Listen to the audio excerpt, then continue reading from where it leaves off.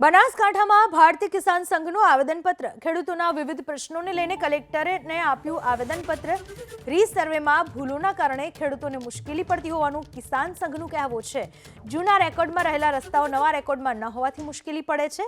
ઝડપથી ટેકાના ભાવની ખરીદી માટે કેન્દ્ર શરૂ કરવા માટે પણ માંગણી કરવામાં આવી।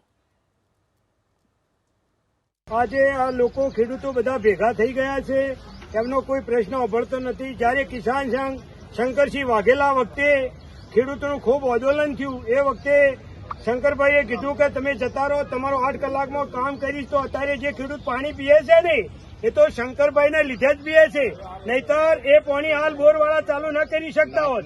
હાલ 60 પૈસે યુનિટ આલે છે ને, પણ એ પહેલા વખતનું છે। તો આ સરકાર જાગે અને આ ખેડૂતોનું આ તકલીફો દૂર કરે।